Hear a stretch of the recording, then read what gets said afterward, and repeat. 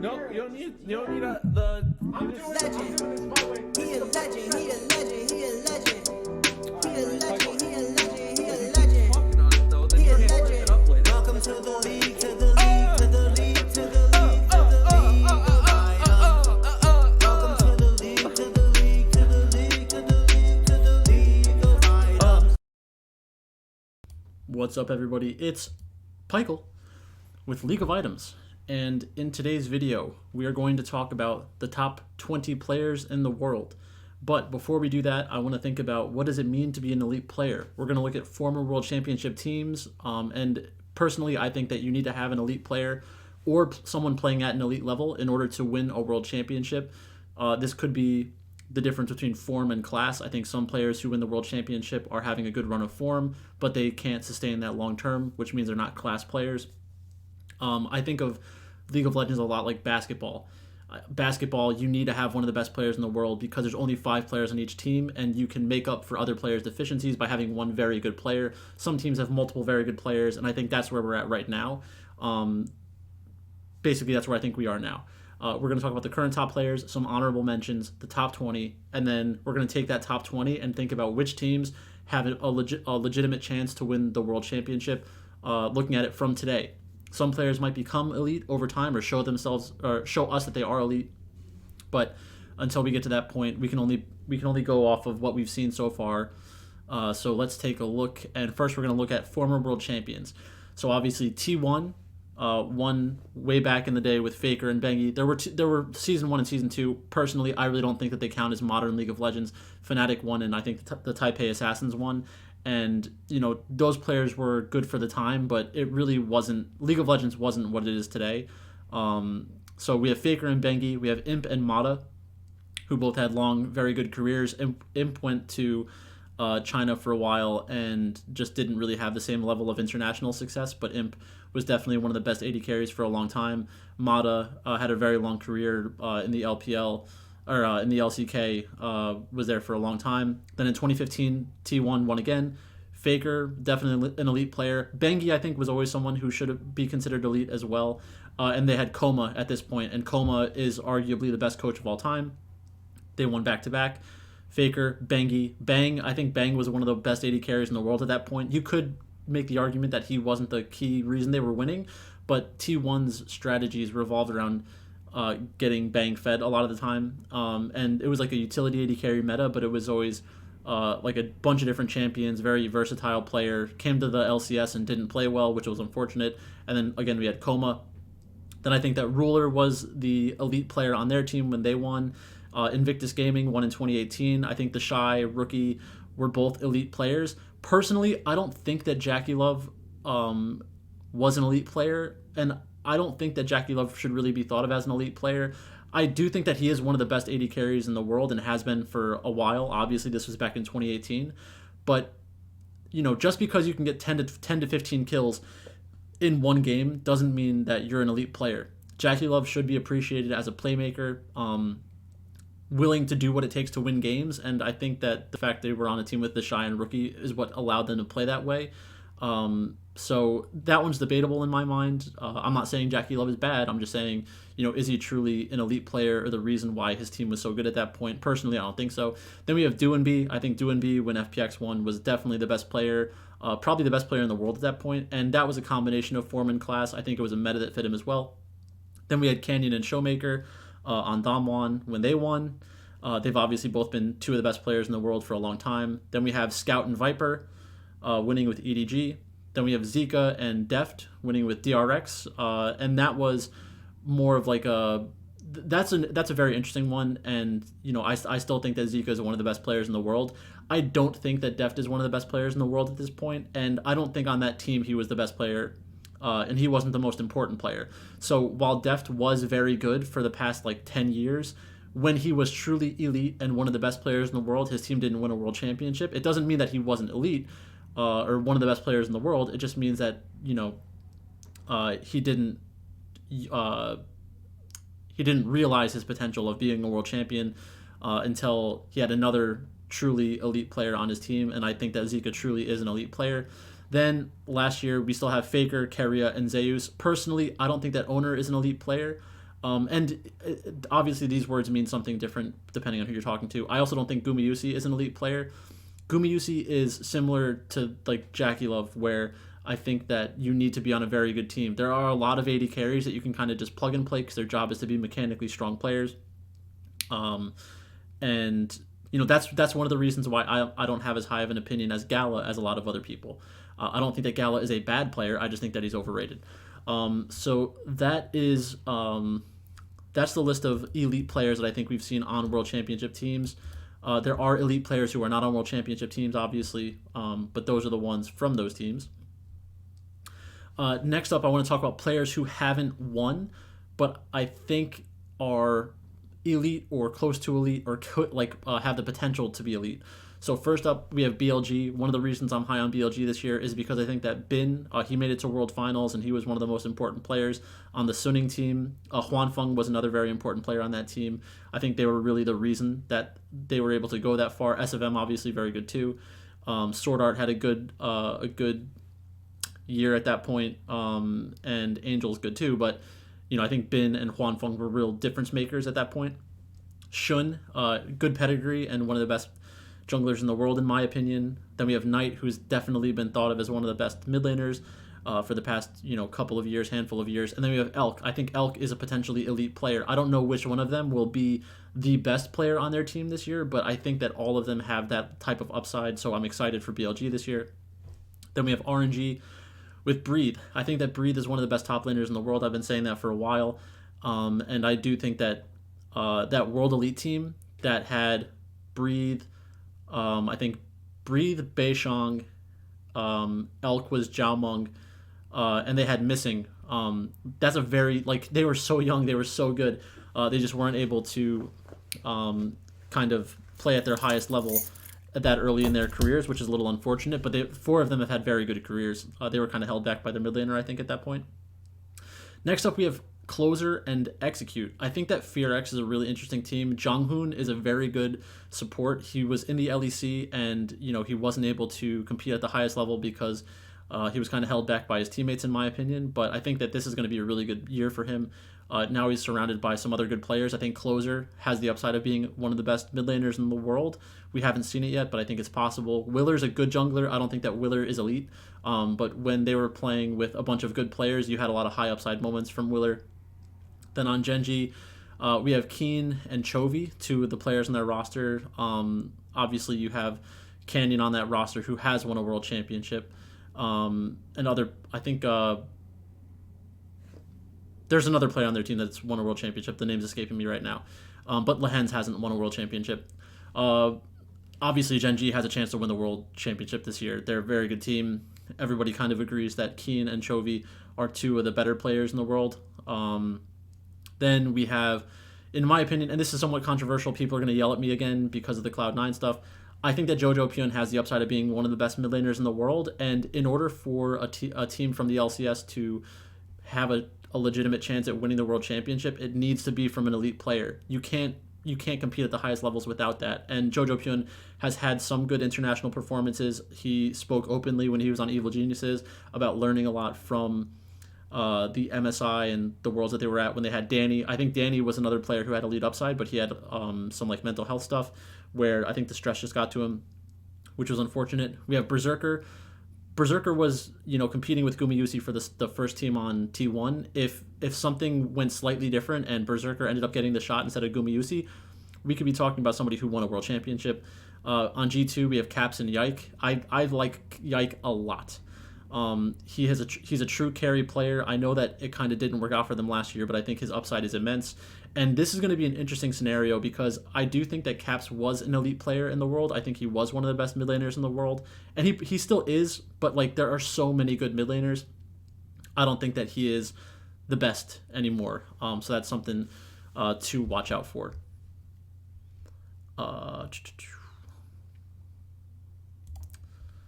So let's go to the honorable mention players. And let's just reiterate what we're looking at. So I believe that you need at least one elite player playing at an elite level to win a world championship. Some have class, others have form. Some players who have won world championships aren't elite anymore, and that's important because I really don't think Faker is an elite player today. I think that his team is very good around him. He has a huge impact on his team. But in terms of him being the best player in the world, that's just not really the case anymore. He's the best player of all time. That's not even debatable. But I don't think that he is at that level anymore. But he's good enough to win another world championship. I think that wholeheartedly. Some of the players who are elite haven't won a world championship before. So when you're comparing Faker to a player like Chovy, some people will say, well, obviously Faker's won world championships. He has to be better, right? I think at this point, probably not. Chovy's probably just a better player. That's one example. There are other examples. And then some of the players who will be elite aren't even known yet. There might be players that pop up throughout the world, probably in the LPL or the LCK, that are elite that we haven't heard of yet or that haven't made themselves household names at international tournaments and things like that. So let's go through some of the players that I'm looking out for this year. So at number 30, we have Lucid.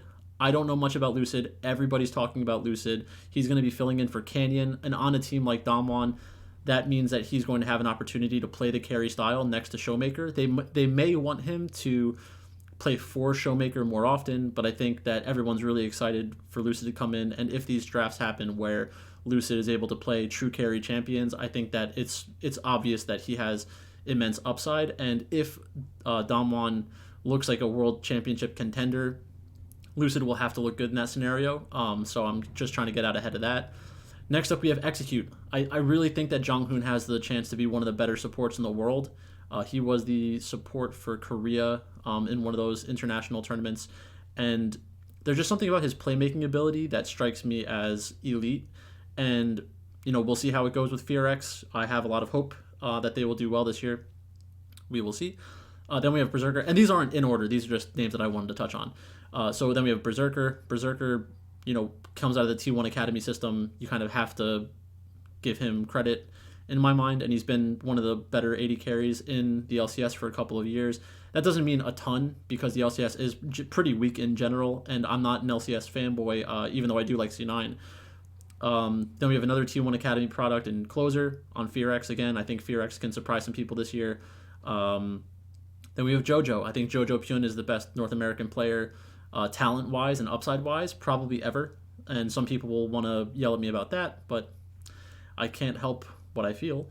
Then we have Yike. I think that Yike, very good carry jungler. And in G2 with a great coach in Dylan Falco, I think that they have the upside of being super competitive in a world championship environment. It just comes down to the rest of the team playing at their level.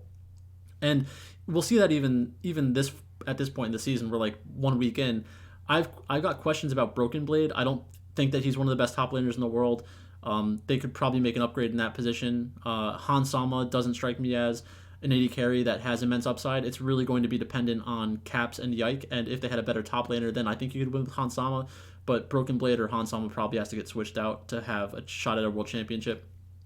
Then we have Shun on BLG. I've been a big fan of his since he was on IG. Breathe, who we already mentioned. Pays, I think Pays on Genji, we kind of have to think of him as an elite player at this point.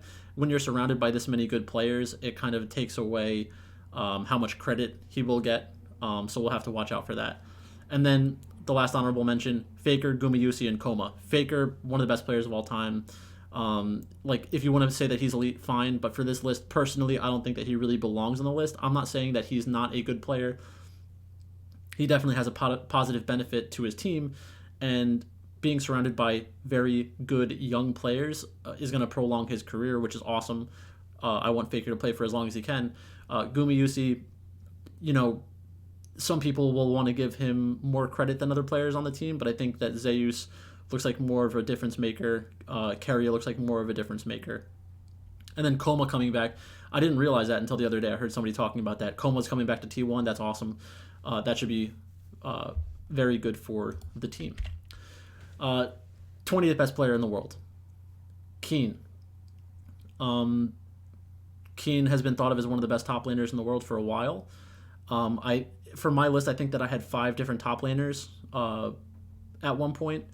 So we'll see how many made it into the final list. So let's put that. Jackie Love at 80 carry. I think that Jackie Love is a tough player to talk about because he has the extremely high highs and the low lows. I like the playmaking ability. I wish he was a little bit more consistent.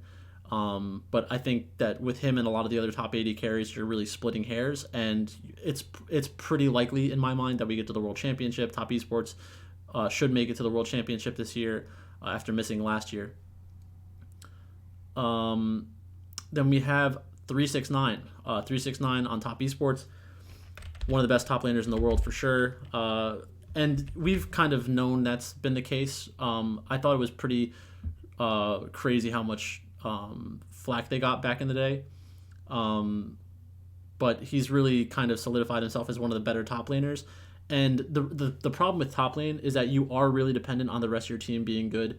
But when you're on that type of team, you need to be able to make game-winning plays, and 369 does that pretty consistently, and can kind of play every style that you need. But carrying is really what we want out of our top laners. That's what separates top laners in my mind. Then we have Caps, and like I said, Caps, really good player at this point, but I don't think he is an elite player. I think out of the list that I have here, I think only about 10 of them in my mind are truly elite at this point, but these are like the very, very good players, not elite players. So we have Caps on G2, and back in the day he would have been higher on this list. It's just, at this point there are so many good mid laners. I think I have like 10 or 11 mid laners on this list, and with mid lane, the reason why there's so many good mid laners is because the best players want to play mid. Most of the best players want to play mid or jungle, and I think of mid lane as like the spine in soccer. Like in the spine, you want to have a really strong center midfield and center backs, because that really allows you to hold your form and stuff like that. In League of Legends, I think it's pretty similar. If you don't have integrity in the mid lane and the middle of the map gets completely blown open, you're going to be screwed. Then we have Missing. I think that Missing is one of the best supports in the world. Like I mentioned before, when he was on World Elite, that team was insane with all the good players they had. They just weren't able to make it happen, but I definitely like Missing. Then we have Rookie, another insanely good mid laner. Rookie was hard carrying their team a lot of last year.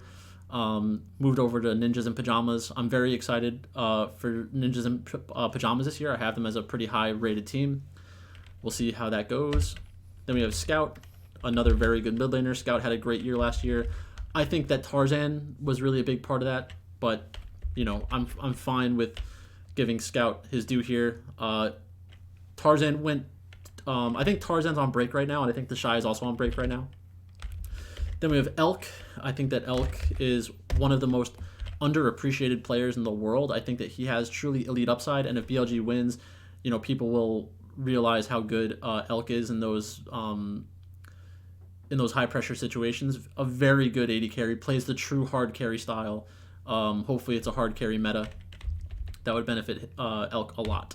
Then we have Showmaker. Showmaker, another one of the best mid laners in the world.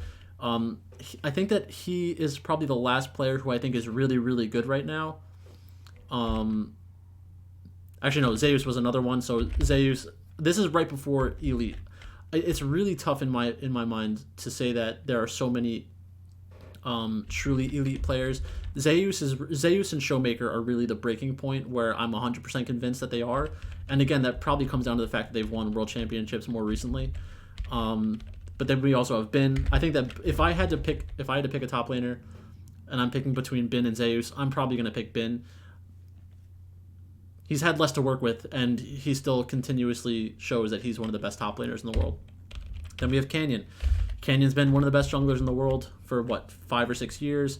That stuff doesn't go away. I know that last year it ended up not working out with Damwon, and they decided to go in a different direction.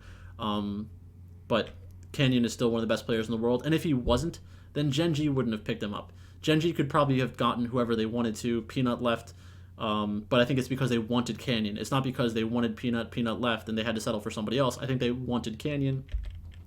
Then we have Cream. I'm very excited about Cream this year. I think that Cream was kind of wasted on OMG, and now that they're surrounded by very good players, we'll probably see even more upside from him as a player. Plays a lot of hard carry champions, and that'll be very exciting because not only is he going to be successful on top esports, he's probably going to be the focal point in a lot of those games. Then we have Chovy. Chovy's one of the best players that's never won a world championship. Not much I need to say. If you're watching this video, you know Chovy. Then we have Ruler. Ruler's been one of the best ADCs for 7 years, 8 years, and that's the problem is when you have a player like Ruler who's been around, or Faker, who's been around forever and continuously wins and is always one of the best performing players in the world, it's tough to say somebody else is elite when that player still exists. There's been no fall off in their level of play. So I'm excited for JDG this year. I do think that League of Legends isn't like traditional sports where there's the age thing. The reason why there's so much churn in like, oh, well, we want younger players to come in, it's because you're trying to identify the next generational talent. You're not trying to find somebody who's just as good as a league average player. You're not trying to find league average players. You're trying to find players that are like exceptional. And every once in a while, you'll get an exceptional player, but it doesn't happen very often. So teams are continuously taking shots. You're not going to get 10 fakers from the same year. But the same, I think, what I was trying to say is that I think it's more like chess or the NBA. In the NBA, LeBron James has been dominant for 20 years. Can someone in League of Legends be dominant for, 10, 15, 20 years? I don't know, but Faker's getting pretty close to being one of the best players in the world. And that's, like, if you think about LeBron James, it's kind of been an evolution in how much of an impact he has. Like, he's been one of the best players for probably 22 years, 23 years at this point. But he's not always the same. His style of play isn't always the same. Sometimes he defers more. Now that he has Anthony Davis, it's a little bit different. He defers a little bit more often. But at the end of the day, he's still LeBron James, still good in high-pressure situations. Number 5, we have Viper. And Viper is incredible, has been incredible for a long time. The Tarzan Viper Lahens team that never really competed for a world championship for Griffin when they were all on Griffin. I mean, it's crazy, some of these teams that have multiple players that are elite and just can't make it happen for whatever reason. It's probably one of the other players on their team was holding him back. But I think Viper, definitely one of the best AD carries in the world. And I might have him as my highest rated AD carry. Then we have Keria. I think Keria is the best support in the world. I've said that for multiple years. Personally, I don't think it's even debatable or close. I think that Keria fits in perfectly for T1, and I think now that we have Coma, it could get even better. He could be even more impactful. When champion diversity is in the meta, Keria shines the brightest, and I think that's what we will get this year. Then we have Knight, another one of the best mid laners in the world. I think that Knight's been kind of underappreciated because their team hasn't done as well at international tournaments, and there's always like one or two players on their team that just are kind of like the odd man out, where you can tell that they're not really at an elite level, but they're on the team for some reason, and it ends up, just destroying their chances at making a deep run. And I think that Knight probably has had a couple of bad performances themselves at international tournaments, but I think that this is the year that Knight can really make a run for a world championship. I think that BLG is very, very good.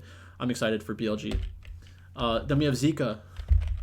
I think that Zika is the best mid laner in the world. I think that what he was able to do with DRX was kind of insane.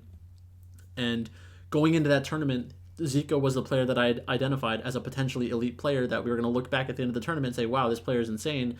And guess what? He won a world championship. So I know that you might not agree with all of my list, but a lot of these players that I identify with like immense upside, some of them end up being Zika. So, you have to believe in the T1 system.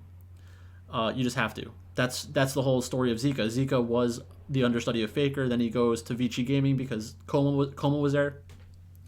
And then he became a world champion. So, T1's really good at identifying talent. And then the best player in the world, I think, is still probably Kanavi.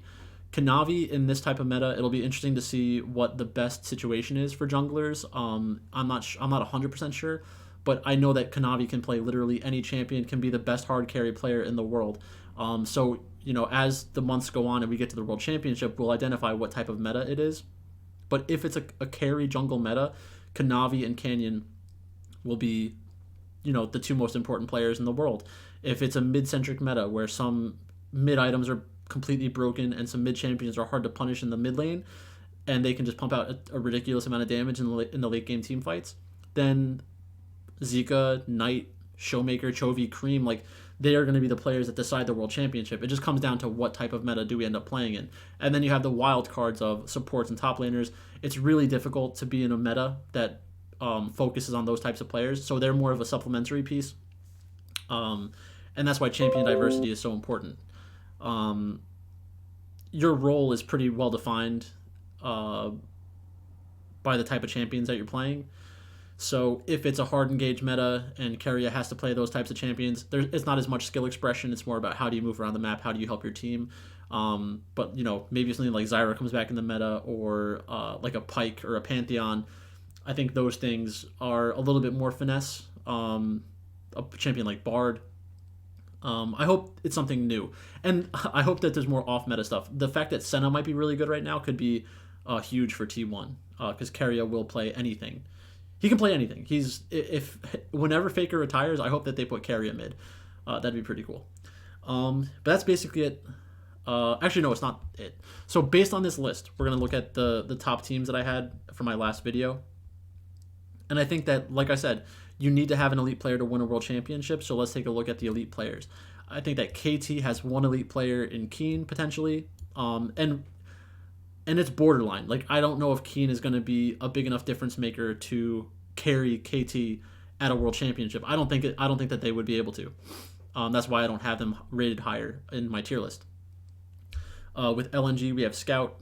I'm convinced that some other player is going to join LNG. I think that we could see the Shy and Tarzan end up going to LNG. That'd be pretty cool.